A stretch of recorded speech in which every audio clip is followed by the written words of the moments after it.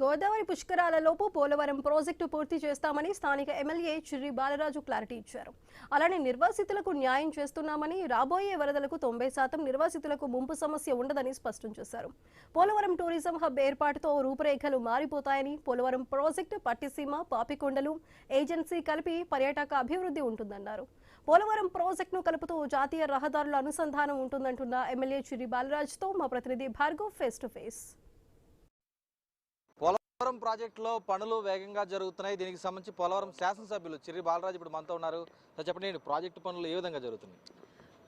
అదే ఏదైతే చంద్రబాబు నాయుడు గారు కోరిక 2027 కల్లా ఎట్టి పరిస్థితుల్లో పోలవరం ప్రాజెక్ట్ని పూర్తి చేసి అది మన ఆంధ్ర రాష్ట్రానికి ఒక బహుమతిగా ఇవ్వాలనేటువంటి ఒక సంకల్పంతో ఇటు పవన్ కళ్యాణ్ గారు అలాగే కేంద్ర ప్రభుత్వం మోదీ గారి సహాయ సహకారాలతో ప్రత్యేకించి ఇటు పోలవరం ప్రాజెక్ట్ ఒకటి అలాగే అమరావతి ఈ రెండింటి మీద కూడా ప్రత్యేకమైన దృష్టి పెట్టి స్పెషల్ ఫండింగ్ తీసుకొచ్చి వీటిని పూర్తి చేయడం జరుగుతుంది.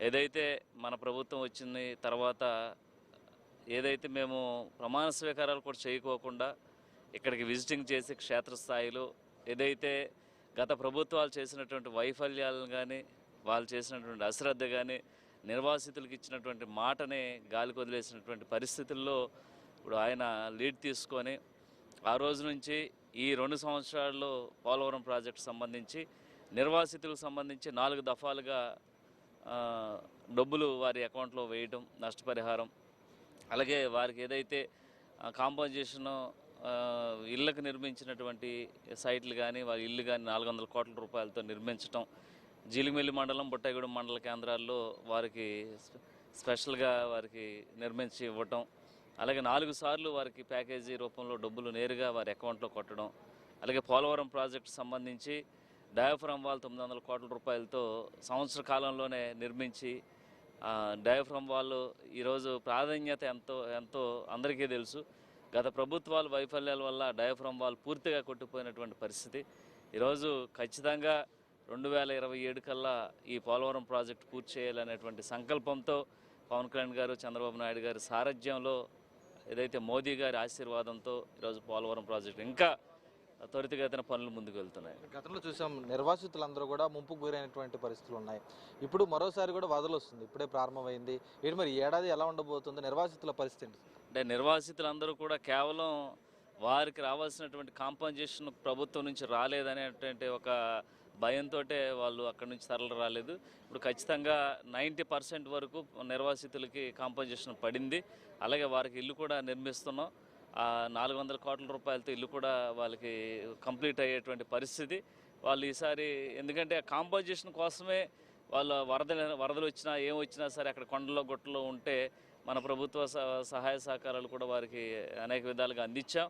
ప్రతిపక్షంలో కూడా కనీసం ఏదైతే పోలవరం ప్రాజెక్ట్ నిర్వాసితులు వరదలు వచ్చి కొట్టుకుపోతుంటే ఎక్కడ కూడా పట్టించుకున్నటువంటి పరిస్థితులు ఆ టైంలో కూడా మన వారికి రైస్ కానీ బట్టలు కానీ లేకపోతే అనేక రకాలుగా సహాయ సహకారాలు అందించాం. కానీ ఈ సంవత్సరం వాళ్ళందరినీ కూడా ఈ సురక్షిత ప్రాంతాలకు తరలించేటువంటి ఏర్పాటు చేస్తున్నాం. రేపు కుకునూరు, వెలేరుపాడు ప్రాంతాల్లో కూడా ఈ మీటింగ్లు ఏర్పాటు చేసి అవేర్నెస్ ఏదైతే ఆ ముంపు గ్రామాల్లో ఉన్నటువంటి ప్రజానికాన్ని మొత్తం కూడా బయటికి షిఫ్ట్ చేసేటువంటి పరిస్థితి తీసుకొస్తున్నాం. చాలా మంది కూడా ఆవేదన ఉంది, తొలి కాంటూరులోనే 2వ కాంటూరు వరకు ఉన్నటువంటి నీరు వచ్చేస్తుంది, మునిగిపోతున్నామని. ఆ సమస్య చిక్కుల్లో ఉంది, దాన్ని పరిష్కరించాలంటే ఏంటి అసలు ప్రభుత్వం దాని మీద దృష్టి పెట్టే అవకాశం ఉంది? అంటే 42 కాంటూరు అనేది ఏదైతే ఈ పోలవరం ప్రాజెక్టు గేట్లు ఆపితే అది 42 కాంటూరుకి సంబంధించి గ్రామాలు మునుగుతున్నాయి. అలాగే దీన్ని ఎఫెక్ట్ 45 కాంటూరుకి ఏదైతే ఎఫెక్టెడ్ అవ్వకోకుండా 42 వరకే దాన్ని అమలు చేసేటువంటి కార్యక్రమం ప్రభుత్వం చేసింది. అలాగే 45 కంటే ఇంకా అది వరద ఉధృతం అవ్వదు, ప్రభుత్వం వీటి మీద కూడా చర్యలు తీసుకుంటుంది. ప్రధానంగా సాగునీటి ప్రాజెక్టుతో పాటు టూరిజం మీద కూడా దృష్టి పెట్టినట్టు తెలుస్తుంది. ఏంటి అసలు పోలవరం రూపురేఖలు ఎలా మారబోతున్నాయి, టూరిజం ప్లాన్ ఎలా ఉండబోతుంది? అంటే ఇది కేవలం పోలవరం ప్రాజెక్టు మనం అనేక వేల కోట్ల రూపాయలతో అనేక గ్రామాలని ఇక్కడ నుంచి షిఫ్ట్ చేసాం. అలాగే ఇక్కడ ఈ పోలవరం ప్రాజెక్టు ప్రపంచం అంతా చూడాలి, అలాగే దీని గురించి మాట్లాడుకోవాలనేటువంటి ఉద్దేశంతో ఇక్కడ పట్టుసీమ కూడా ఉంది, శివాలయం, ఒక పుణ్యక్షేత్రం. అలాగే ఇక్కడ పోలవరం ప్రాజెక్టు, అలాగే గుబ్బల మంగమ్మ, కట్కూరు ఇలాంటివి కొన్ని మంచి మంచి పుణ్యక్షేత్రాలు అలాగే చూడదగ్గ ఉన్నటువంటి అనేకమైన ప్రాంతాలు ఇక్కడ పాపికొండలు కూడా ఇక్కడి నుంచే వెళ్ళాలి. ఇలాగా ఒక ప్రైవేట్ కంపెనీకి ఇక్కడ ఒక 13 ఎకరాలు కేటాయిస్తే వారే అక్కడ హోటల్స్ కానీ రెస్టారెంట్స్ కానీ లేకపోతే ఇక్కడ ఉండడానికి మంచి మంచి సౌకర్యం కల్పించే విధంగా ఈరోజు ప్రభుత్వం చర్యలు తీసుకుంటుంది. అదిగా అలాంటి మంచి హబ్ అక్కడ అలాంటి ప్లేసుల్లో ఒక మంచి హబ్గా నిర్మిస్తే వాళ్ళకే లీజుకి ఇస్తే వాళ్ళు ఇక్కడ హోటల్స్ కానీ లేకపోతే ఇంకో అన్ని రకాల సౌకర్యాలు ఉన్నటువంటి హోటల్స్ నిర్మించేటువంటి ఏర్పాటు చేస్తుంది. చాలా సంతోషకరం.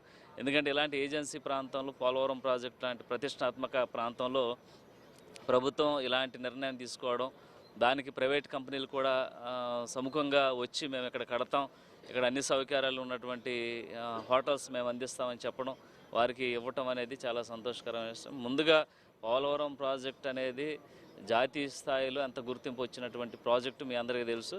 తద్వారాగా ఏదైతే దీని ద్వారా అనేక సాగునీటి కానీ తాగునీరు కానీ ఇవన్నీ కూడా అందించేటువంటి ప్రాజెక్టు ఈ పోలవరం ప్రాజెక్టుగా ఈరోజు ఆంధ్ర రాష్ట్రం మొత్తం కూడా అభివర్ణిస్తుంది. అది చూస్తున్నాం పోలవరం ప్రాజెక్టుకు సంబంధించి అటు సాగునీటి ప్రాజెక్టు నిర్మాణం చేయడంతో పాటు పోలవరాన్ని టూరిజం హబ్గా మార్చే దిశగా కూడా ప్రభుత్వం అడుగులు వేస్తుంది. దానికి సంబంధించి ఇప్పటికే గిరిజన ప్రాంతాల్లో ఉన్నటువంటి రహదారులన్నింటినీ కూడా ఇటు మినీ హైవే కింద కూడా మార్చి దాన్ని కనెక్టివిటీస్ని పోలవరం ప్రాజెక్టు మీదుగా వెళ్లే విధంగా చేసి ఇక్కడ ఒక ఐకానిక్ బ్రిడ్జ్ నిర్మించి, అంతేకాకుండా ఒక ప్రైవేట్ రిసార్ట్స్ కానీ హోటల్స్ కానీ ఇక్కడి నుంచి ఒక పాపికొండల విహారయాత్ర, అటు మరోవైపు ఆధ్యాత్మిక కేంద్రంగా ఉన్నటువంటి పట్టిసీమ వంటి ప్రాంతాలు కూడా చూసే విధంగా అన్ని ఏర్పాట్లు కూడా చేసి పోలవరం ప్రాజెక్టు పూర్తయిన వెంటనే కూడా ఆ టూరిజం హబ్గా కూడా దాన్ని ప్రారంభించే దిశగా అడుగులు వేస్తూ ఏజెన్సీ ప్రాంత అభివృద్ధికి తాము దోహదపడుతున్నట్లు కూడా పోలవరం శాసనసభ్యులు చిర్రి బాలరాజు స్పష్టం చేస్తున్న పరిస్థితి అయితే ఉంది.